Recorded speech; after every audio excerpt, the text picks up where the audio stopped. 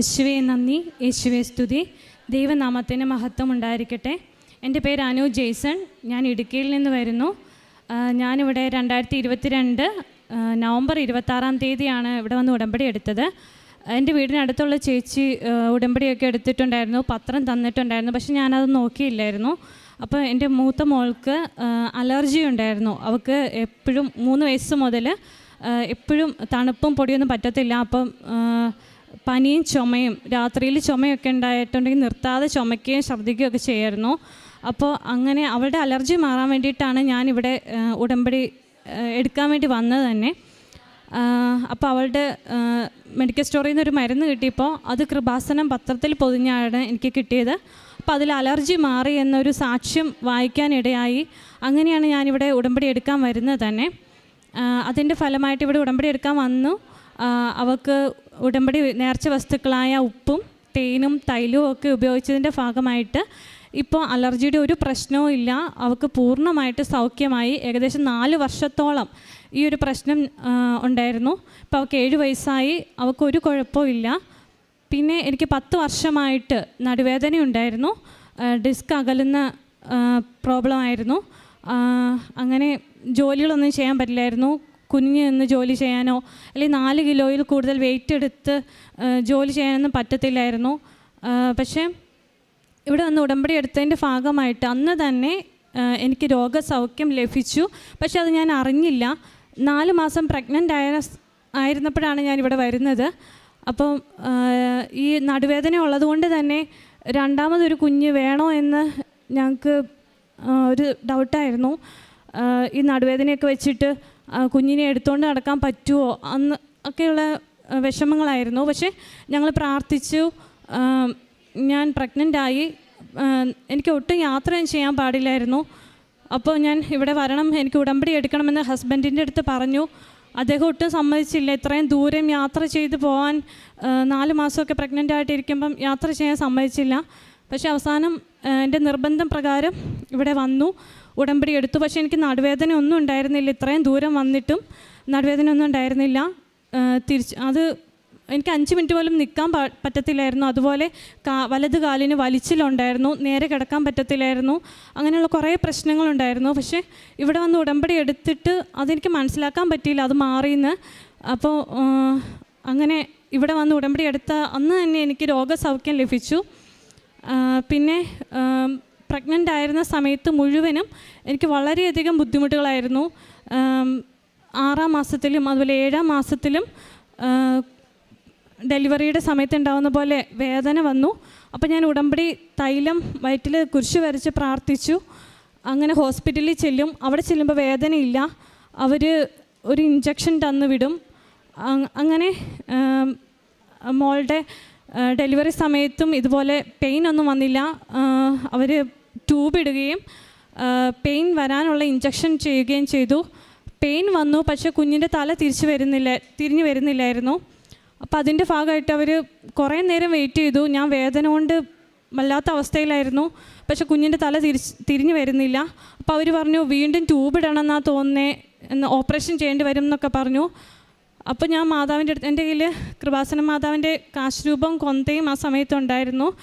അപ്പോൾ ആ സമയത്ത് ഞാൻ മാതാവിൻ്റെ അടുത്ത് പറഞ്ഞു, മാതാവേ എനിക്ക് ഇനി വേദന സഹിക്കാൻ വയ്യ, നീ ഇടപെടണം, കുഞ്ഞിൻ്റെ തല തിരിഞ്ഞു വരണം എന്ന് പറഞ്ഞ് ആ സമയം തന്നെ കുഞ്ഞിൻ്റെ തല തിരിഞ്ഞു വരികയും ആരും പ്രിപ്പയർ അല്ലായിരുന്നു, ഡോക്ടറൊന്നും ഉണ്ടായിരുന്നില്ല. അപ്പോൾ അവർ മോളെ വെയിറ്റ് ചെയ്യുമെന്ന് പറഞ്ഞ് അവർ തന്നെ വെപ്രാളപ്പെട്ടു പോയി. പെട്ടെന്നായിരുന്നു കുഞ്ഞിൻ്റെ തല തിരിഞ്ഞു വന്നതും ഡെലിവറി നടന്നതും. അതാണ് എൻ്റെ മറ്റൊരു സാക്ഷ്യം. പിന്നെ എൻ്റെ അമ്മയ്ക്ക് 15 വർഷത്തോളമായിട്ട് തലവേദന ഉണ്ടായിരുന്നു. സ്കാൻ ചെയ്ത് നോക്കിയിട്ട് ഒരു കുഴപ്പം ഉണ്ടായിരുന്നില്ല. അതുപോലെ നട്ടെല്ലിന് വേദന ഉണ്ടായിരുന്നു. കുനിഞ്ഞ് ജോലിയൊന്നും ചെയ്യാൻ പാടില്ലായിരുന്നു. പക്ഷെ ഇവിടെ ഞാൻ പറഞ്ഞിട്ട് അമ്മ ഇവിടെ വന്ന് ഉടമ്പടി എടുക്കുകയും ആ ഉടമ്പടി നേർച്ച വസ്തുക്കളായ തൈലം ഉപയോഗിക്കുകയും ചെയ്തു. അതിൻ്റെ ഭാഗമായിട്ടിപ്പോൾ തലവേദനയില്ല, നടുവേദനയും നട്ടെല്ല് വേദനയൊക്കെ മാറിക്കിട്ടി. പിന്നെ ഇവിടെ വന്ന് ഉടമ്പടി എടുത്തതിൻ്റെ 6 മാസം കഴിഞ്ഞപ്പോഴത്തേക്കും ഹസ്ബൻഡിനുണ്ടായിരുന്ന ഒരു ജോലി നഷ്ടപ്പെട്ടു. 5 മാസത്തോളം അദ്ദേഹം ഒരു ജോലിക്കും പോകാതെ വീട്ടിലിരിക്കുകയായിരുന്നു. അപ്പോൾ അങ്ങനെ വീട്ടിലിരുന്ന സമയത്ത് അദ്ദേഹവും വന്ന് ഉടമ്പടി എടുത്തു, പ്രാർത്ഥിക്കാൻ തുടങ്ങി. ഞാനിവിടെ രണ്ടാമത് ഉടമ്പടി പുതുക്കാൻ വന്നു. അങ്ങനെ പുതുക്കാൻ വന്ന സമയത്ത് ഒരു ഡിസംബർ 2-ാം തീയതിയാണ് വന്നത്. അപ്പം എനിക്ക് ഒരു എക്സാം ഉണ്ടായിരുന്നു. അപ്പോൾ അച്ഛനെ കാണാൻ അവസരം കിട്ടി. അപ്പോൾ ഞാൻ അച്ഛനെ കാണുമ്പോൾ പ്രാർത്ഥിച്ചത് മുഴുവനും ഹസ്ബൻഡിനൊരു ജോലി കിട്ടണം എന്നായിരുന്നു. എന്തെങ്കിലും ഒരു ജോലി കിട്ടണം എന്നേ ആഗ്രഹിച്ചുള്ളൂ. എന്തെങ്കിലും കടയിലാണെങ്കിലും ഒന്ന് നിൽക്കാൻ പറ്റണേ മാതാവേ എന്നായിരുന്നു പ്രാർത്ഥിച്ചത്. അപ്പോൾ ഇവിടെ വന്ന് അച്ഛൻ തലയിൽ കൈവച്ച് പ്രാർത്ഥിച്ചപ്പോൾ ഞാൻ പറഞ്ഞു, ഡിസംബർ 8-ാം തീയതി അമലോത്ഭവ മാതാവിൻ്റെ തിരുനാളാണ്, അതിന് മുന്നേ എനിക്ക് നീ ഹസ്ബൻഡിനൊരു ജോലി നൽകണമെന്ന് പറഞ്ഞു. അങ്ങനെ ഡിസംബർ 7-ാം തീയതി തന്നെ മാതാവ് ഇവിടെ പ്രത്യക്ഷപ്പെട്ട ദിവസം തന്നെ വൈകുന്നേരം ആയപ്പോഴത്തേക്കും കോടതിയിൽ ഒരു പ്രൈവറ്റ് ക്ലർക്കിൻ്റെ ജോലി ഒഴിവുണ്ട് എന്ന് അറിയുകയും അങ്ങനെ ആ ജോലിക്ക് പ്രവേശിക്കുകയും ചെയ്തു. ഇതാണ് എൻ്റെ മറ്റൊരു സാക്ഷ്യം. പിന്നെ എൻ്റെ ഒരു ഫ്രണ്ടിന് 2 വർഷത്തോളമായിട്ട് കുട്ടികളുണ്ടായിരുന്നില്ല. അപ്പോൾ ഞാൻ 3-ാമത് ഇവിടെ ഉടമ്പടി പുതുക്കാൻ മാർച്ച് 8-ന് വന്നപ്പോഴത്തേക്കും അവളുടെ കാര്യം നിയോഗത്തിൽ വെച്ചു. അപ്പോൾ മാതാവ് നൽകുന്ന കുഞ്ഞാണെങ്കിൽ അത് 7-ാം തീയതി പ്രഗ്നൻ്റ് ആണെന്ന് അറിയാൻ സാധിക്കണമെന്ന് പ്രാർത്ഥിച്ചു. അങ്ങനെ ഈ മെയ് 7-ാം തീയതി ഡോക്ടർ നിർദ്ദേശിച്ചു, ടെസ്റ്റ് ചെയ്തൊന്ന് നോക്കണമെന്ന് നിർദ്ദേശിക്കുകയും അങ്ങനെ മെയ് 7-ാം തീയതി അവൾ പ്രഗ്നൻ്റ് ആണെന്ന് അറിയുകയും ചെയ്തു. ഇത്രയൊക്കെയാണ് എൻ്റെ സാക്ഷ്യങ്ങൾ. പിന്നെ എനിക്കുണ്ടായ ദൈവിക അനുഭവങ്ങൾ എന്ന് പറഞ്ഞാൽ, ഞാൻ 4 തവണ ഈ കൃപാസനവും ആൾത്താരെയും ജോസഫ് അച്ഛനെയും സ്വപ്നത്തിൽ കണ്ടു.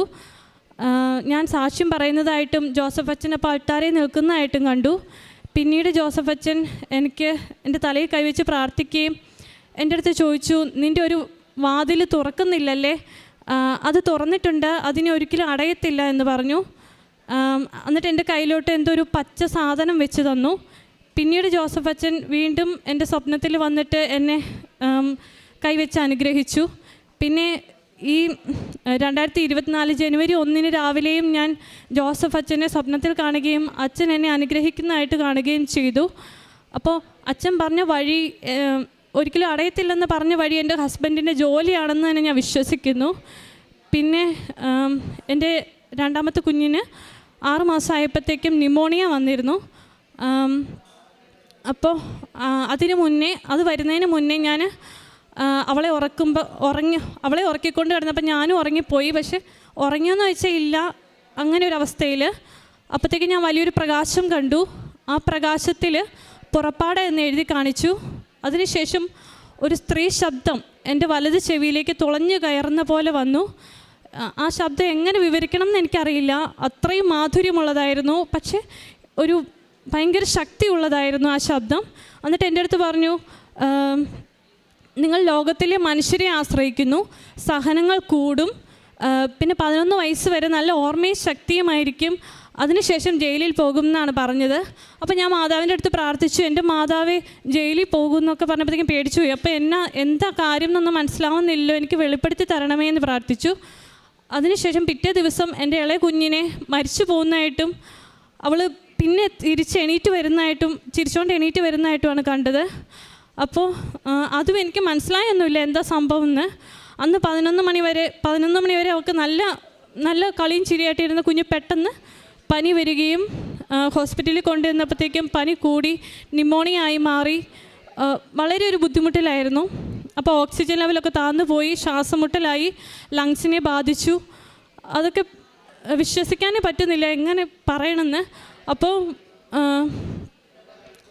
മാതാവ് ഉദ്ദേശിച്ച 11 വയസ്സ് എന്നുള്ളത് സമയമായിരുന്നെന്ന് എനിക്ക് മനസ്സിലായി, 11 മണി. പിന്നെ ജയിലിൽ പോകുമെന്ന് പറഞ്ഞത് ഹോസ്പിറ്റലിലായിരുന്നെന്ന് മനസ്സിലായി. 2 ആഴ്ചയോളം ഹോസ്പിറ്റലിൽ കിടക്കേണ്ടി വന്നു.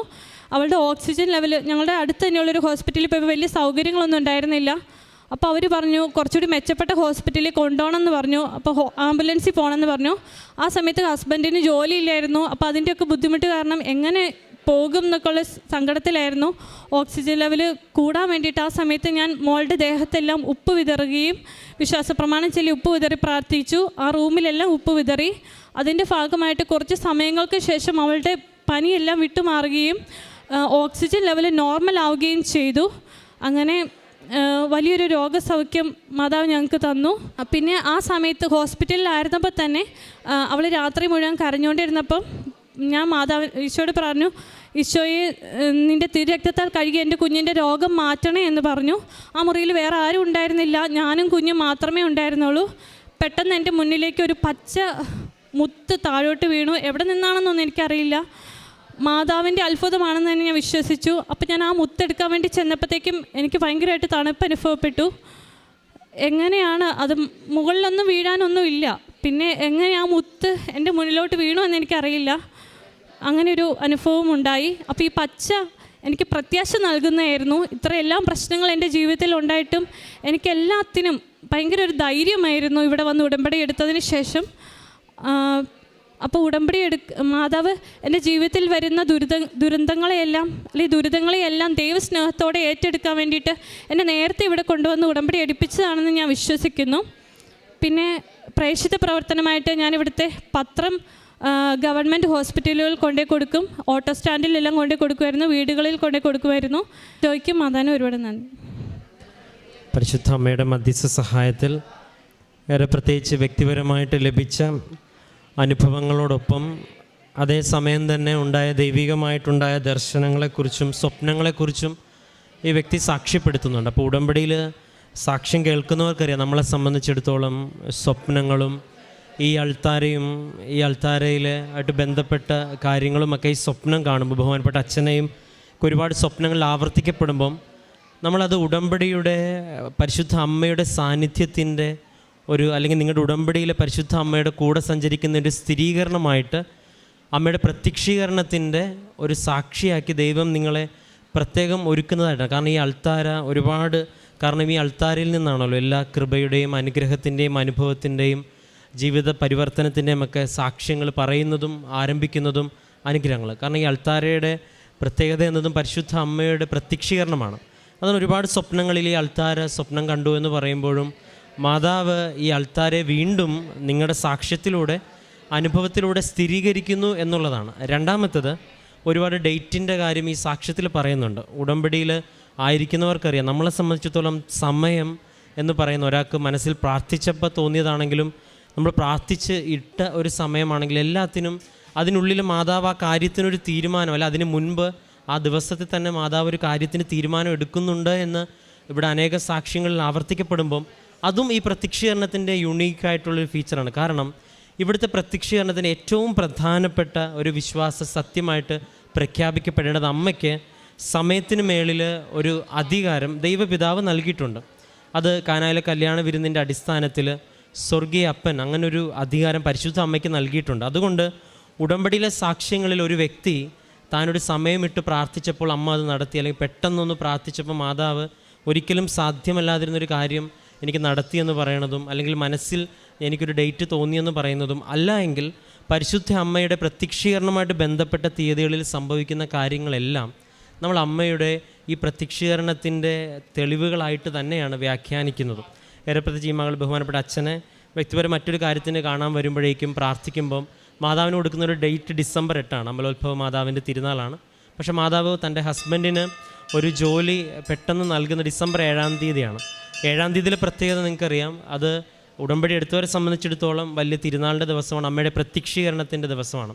ഒപ്പം മറ്റൊരു സമയത്തും 7 തീയതി തന്നെയാണ് തൻ്റെ സുഹൃത്തിൻ്റെ ഒരു നിയോഗം വെച്ച്. അപ്പം ഇത് എന്തുകൊണ്ട് സാക്ഷ്യം പറയുന്നത് വെച്ച് കഴിഞ്ഞാൽ എല്ലാ കാര്യങ്ങളും പറയല്ലോ. ഇവിടെ തനിക്കൊരു സുഹൃത്തിനൊരു ബുദ്ധിമുട്ടുണ്ടാകുമ്പോൾ ഓടി വന്ന് ഇവിടെ തൻ്റെ നിയോഗമായിട്ട് സമർപ്പിച്ച് അതിനുവേണ്ടി പ്രാർത്ഥിച്ചുകൊണ്ടിരിക്കുമ്പം ഒരു തെളിവ് ആഗ്രഹിക്കുന്നു. മനുഷ്യരായതുകൊണ്ട് ദൈവം ഈ അടയാളങ്ങളുടെ സ്ഥിരീകരണത്തെ ദൈവം അംഗീകരിക്കുന്നുണ്ട്. അതുകൊണ്ടാണല്ലോ അവർ പ്രാർത്ഥിക്കുന്നത് പോലെ. അപ്പോൾ അന്നും ഒരു 7 തീയതിയാണ്.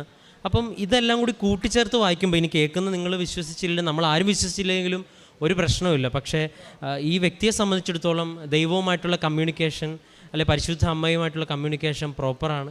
അതിന് നല്ല ബോധ്യമുണ്ട്. ആ ബോധ്യത്തിലാണ് ഇന്നിവിടെ നിൽക്കുന്നതും. അതിനുള്ള വ്യക്തിപരമായിട്ടുള്ള അനുഭവങ്ങളുണ്ട്, പരിശുദ്ധ അമ്മയുടെ സ്വപ്നങ്ങളുണ്ട്, സ്വപ്നങ്ങളുമായിട്ട് ബന്ധപ്പെട്ട കാര്യങ്ങൾ വ്യാഖ്യാനിക്കുന്നുണ്ട്.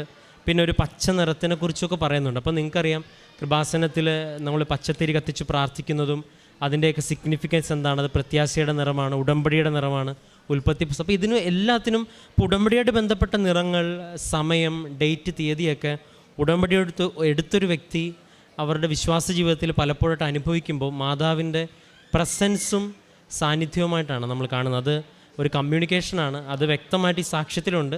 പരിശുദ്ധ അമ്മ ഈ കുടുംബത്തിന് നൽകി ഇത്തരത്തിലുള്ള വിശ്വാസത്തിൻ്റെ അടയാളങ്ങൾക്കും സ്ഥിരീകരണങ്ങൾക്കും രണ്ടാമത് അതിലേക്ക് നയിക്കുവാനായിട്ട് ഇടവന്ന എല്ലാ സാഹചര്യങ്ങളെയും പ്രതി നമുക്ക് കരങ്ങളടിച്ച് ദൈവത്തിൻ്റെ നാമം മഹത്വപ്പെടുത്താം. അത്യപൂർവ ദൈവാനുഭവങ്ങൾ ഇനി നിങ്ങൾക്കും സ്വന്തം. ഈ യൂട്യൂബ് ചാനൽ ഇതുവരെ സബ്സ്ക്രൈബ് ചെയ്തിട്ടില്ലെങ്കിൽ ഇപ്പോൾ തന്നെ സബ്സ്ക്രൈബ് ചെയ്യുക. ഈ വീഡിയോ ഇപ്പോൾ തന്നെ നിങ്ങളുടെ സുഹൃത്തുക്കൾക്ക് ഷെയർ ചെയ്തുകൊണ്ട് കർത്താവിൻ്റെ പ്രേക്ഷിതരാകുക.